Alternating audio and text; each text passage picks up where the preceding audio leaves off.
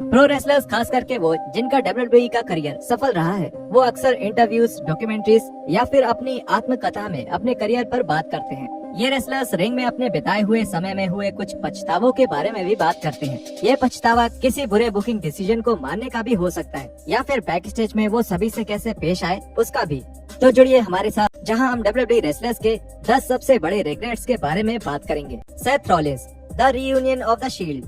अपने शुरुआती समय में द शील्ड काफी मशहूर थे और जब 2014 में WWE ने इस ग्रुप को अलग कर दिया, तब ये बात लगभग तय थी कि आने वाले सालों में ये ग्रुप फिर से साथ आएगा।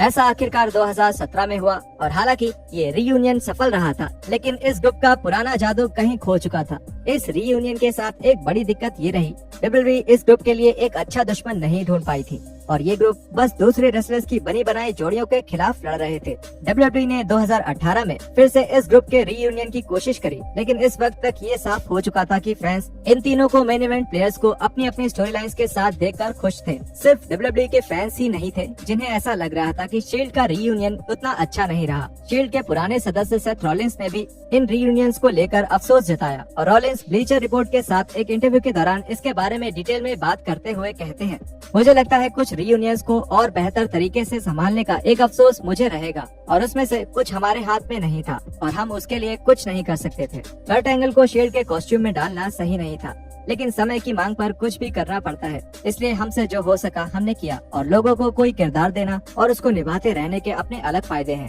Chris Jericho not wrestling Randy Savage. अपने रेसलिंग करियर के दौरान क्रिस जेरिको ने रेसलिंग की दुनिया के हर बड़े रेसलर के साथ मैच खेला है। पुराने स्टार्स जैसे कि हल्क होगन और द रॉक से लेकर नए महान रेसलर्स जैसे कि जॉन सीना और रैंडी ऑर्टन तक। लेकिन एक रेसलर जिसके साथ जेरिको का कोई मैच नहीं हुआ वो थे माचो मैन रैंडी सैवेज और जेरिको को इस बात का अफसोस भी है। जून 2023 में जेरिको ने एक ट्वीट में कहा, काश मुझे रैंडी के साथ काम करने का मौका मिला होता, वो सच में मेरे हीरो थे। जेरिको वर्सेस रैंडी सैवेज सच में एक बेहतरीन लड़ाई होती। ये काफी शर्म की बात है कि हम ऐसा होते हुए नहीं देख पाए। JBL, his behaviour towards मौरो Ronaldo. मौरो Ronaldo का स्मैकडाउन की आवाज बनना एक बड़ी बात थी। वो WWE के बहुत बड़े फैन थे और वो जल्दी WWE के सबसे मशहूर और अच्छे कमेंटेटर बन गए। बदकिस्मती से रोनाल्डो का अपने स्मैकडाउन कमेंट्री पार्टनर JBL के साथ रिश्ता थोड़ा खराब था, जिसकी वजह से रोनाल्डो को WWE से छुट्टी लेनी पड़ी और बाद में वो एक लीड कमेंटेटर के तौर पे NXT से जुड़ गए। रोनाल्डो के करीबी दोस्त बैस रटन ने दावा किया कि JBL उनको बहुत परेशान करते थे। हालांकि रोनाल्डो ने WWE के साथ अपने विवादों में JBL का नाम नहीं लिया, लेकिन JBL की कई सारी कहानियां सामने आई जिनसे JBL एक अच्छे इंसान नहीं लगते। JBL ने बाद में रिक बैसमैन के टॉकिंग टफ शो पर आकर कहा था कि उन्हें हर उस बात का अफसोस है जो उन्होंने रोनाल्डो से कही जिससे उन्हें कोई भी परेशानी हुई। उन्होंने कहा, मैंने शो पर ऐसे ही बोला था, ये मोरो को नंबर 1 अनाउंसर बोल रहे हैं। उसने इसे रीट्वीट किया, ब्ला ब्ला ब्ला।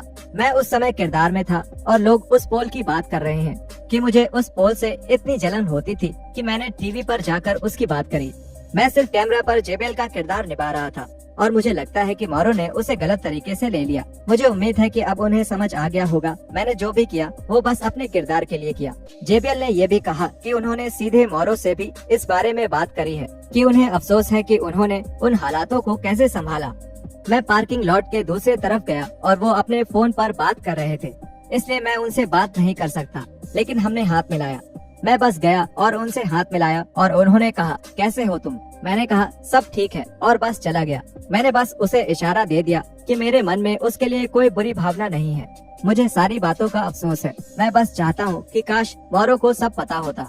केन, the half hair cut. Ruthless aggression era के सबसे हैरान कर देने वाले पलों में से एक था जब केन ने अपना मास्क हटाया था। इससे केन का किरदार और आगे बढ़ना शुरू हो गया, क्योंकि ग्लेन जैकब्स का मानना था कि इस किरदार का मास्क वाला वर्जन अब फीका पड़ चुका है। हालांकि जैकब्स मास्क हटाने के पूरे पक्ष में थे, लेकिन वो अपना आधा मुंडाया हुआ सर दिखाने की उम्मीद नहीं कर रहे थे। केन अपने इस यादगार सेगमेंट के एक अफसोस के बारे में स्टोन कोल्ड स्टीव ऑस्टिन को बताते हैं, मैं थोड़ा नर्वस था क्योंकि मैंने अपनी पत्नी को इसके बारे में नहीं बताया था और मेरी पत्नी को मेरे लंबे बाल पसंद थे और मैं चाहता था कि वो भी मुझे बाकी सब की तरह देखकर चौंक जाए और वो सच में हैरान हो गई थी। तो जब मैंने उससे मैच के बारे में बात करी तो वो कुछ ठीक नहीं रहा और उन्होंने आधा ही कट किया था कि तभी ब्रूस पिचर्ड ने कहा, रुको, मुझे विंस को ये दिखाना है। मुझे तभी आगे बढ़ाने के लिए कहना चाहिए था, लेकिन उस वक्त मैंने जोश में कहा, हाँ बिल्कुल, ये बढ़िया रहेगा।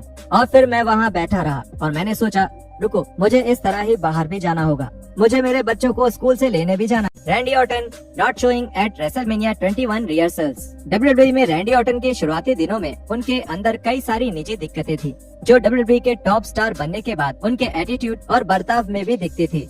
2005 में ऑर्टन को रेसलमेनिया 21 में द अंडरटेकर के साथ मैच करने का एक बेहतरीन मौका मिला। केवल कुछ ही चुने हुए स्टार्स को ऐसा मौका मिलता था और अपनी परेशानियों की वजह से ऑर्टन अंडरटेकर के साथ होने वाले अपने मैच की रिहर्सल में नहीं पहुंचे। 2020 के डब्ल्यूडब्ल्यूई अनटोल्ड के एक एपिसोड में ऑर्टन ने बताया कि उन्हें वो रिहर्सल छोड़ने का कितना अफसोस है। ऐसा कह लीजिए कि मैं किसी दिक्कत में पड़ गया था, मेरी नींद पूरी नहीं हुई थी। अगर मेरे बच्चे ये देख रहे हैं तो अब ये सोचिए, ये मेरा दूसरा रेसलमेनिया था। मैं 24 साल का था, मुझे पूरी दुनिया की चीजें मिल रही थी। मेरे पिता वहाँ थे, अंडरटेकर वहाँ थे। जब वो सब खत्म कर रहे थे, मैं तब वहाँ पहुँचा। वो बाहर जा रहे थे।